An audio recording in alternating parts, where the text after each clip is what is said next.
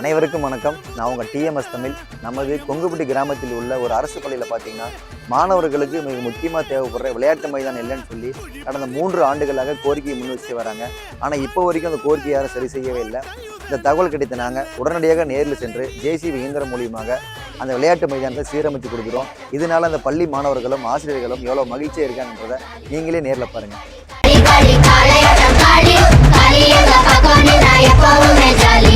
M பள்ளி வளாகத்தை சீர் செய்து கொடுத்த தமிழக வெற்றி கழகத்தின் காடையாம்பட்டி மேற்கு ஒன்றிய செயலாளர் திரு டிஎம்எஸ் தமிழ் அவர்களுக்கு எம் பள்ளியின் சார்பாக வாழ்த்துக்களையும் நன்றிகளையும் தெரிவித்துக் கொள்கிறோம்.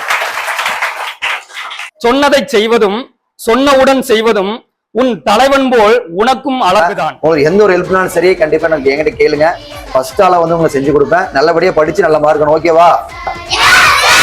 ஓகேண்ணா, ரொம்ப நன்றி.